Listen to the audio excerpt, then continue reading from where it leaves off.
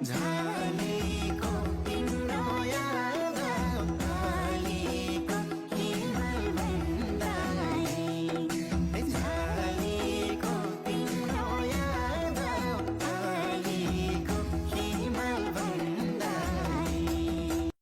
यस्तो हेर्ने ठाउँ होइन नि, बरु गुरुङ भाषामा नाच्ने कुरालाई लिएर कसरी संवाद गर्ने भन्ने कुराको डेमो मात्र देखाएको। आउनुहोस् अब लागौं आजको लेसनतिर। तल सेदिबले खाखाउरो भनेको चाहिँ अघि नाच्दै गरेको को अरे, सेदिबले भनेको चाहिँ नाच्दै गरेको। अंग्रेजी भाषामा do, did, done, doing, does भनेर सिक्नु भएको छ, हो कि हैन? त्यस्तै गरी eat, ate, eaten, eating, eats भनेर पनि सिक्नु भएको छ। ठीक त्यस्तै तरिकाले मैले गुरुङ भाषा सिकाइरहेको हुन्छु। तर पनि मान्छेहरू मेरो लेसन भिडियो हेरेर ट्वा परिरहेको हुन्छ। खोइ प्रतिक्रिया? तुसिदा ngैमी आङोसे भनेको चाहिँ कुन्नी त म त चिन्दिन भनेको। तुसिदा कुन्नी त ngैमी आङोसे मैले त चिन्दिन। छोटाएर बोल्दाखेरि तुसिदा ngैमी आसे भनेर भन्ने गरेको पनि पाइन्छ। खासमा आसे भनेको चाहिँ नाच्दिन अथवा नाच्दैन भनेको। अब मैले त चिन्दिन भन्दाखेरि तुसिदा ngैमी आसे भनेर भन्छ भने त्यो आङोसेलाई छोटाएर आसे भनिएको। गुरुङ भाषालाई यसरी एक्सप्लेन गरेर दिन जो कोहीले सक्दैन। किङोसेम आ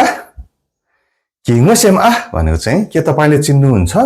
किङोसेम आ, अब आ भन्नुको सट्टामा वा लगाएर किङोसेम वा यसरी पनि भन्ने गरिन्छ। अनि फेरि कि भन्नुको सट्टामा क्योइ पनि भन्ने गरिन्छ भन्ने कुरा त पुरानो लेसनतिर सिकिसक्नु भएको छ, हैन त? चसेदिबले खाखाउ मना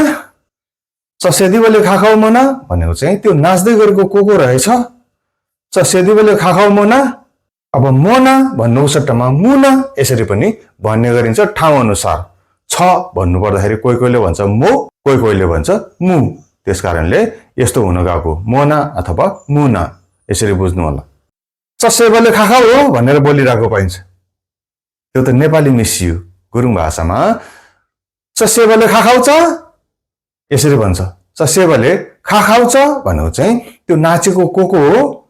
चसेबले खाखाउछ। अब खाखाउछ भन्नुको सट्टामा खाखाबच यसरी पनि भन्ने गरिन्छ भने त्यो खाखाबच त्यसलाई पनि छोटाएर खाखाब्छ भनेर बोल्ने गरेको पाइन्छ। बोल्दाखेरि त्यसरी बोल्ने पनि लेख्दाखेरि त्यसरी लेख्न पाइन्न। हाम्रो गाउँको भाषा, हाम्रो भेगको भाषा भनेर ढिपी नगर्नुहोस्। तमु भाषाको विकासको लागि हामी सबै जिम्मेवार बन्नुपर्छ। नानी मिलम ngoसेमु, दाइ मिलम आङोसे, यसलाई ठाउँ अनुसार अलग अलग तरिकाले भन्ने गरेको पाइन्छ।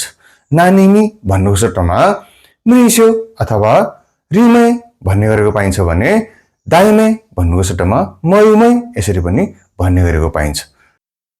नानीमिम दिपा तरो दाइमेम खाउ मना तुसिदा भनेको चाहिँ महिला त दिपा हो के रे, पुरुष त को रहेछ कुन्नी त? खाउ मना तुसिदा।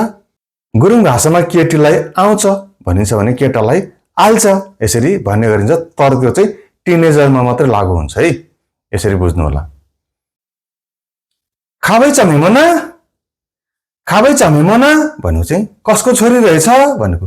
खाबै चामेमना, यो खाबै अथवा खावै भन्छ भने त्यसलाई अझै छोटाएर खाइ भनेको हुन्छ। खाइ चामेमना यसरी बोलेको सुन्नुभयो भने अनौठो नमान्नु होला, मैले एक्सप्लेन गरिसकेँ।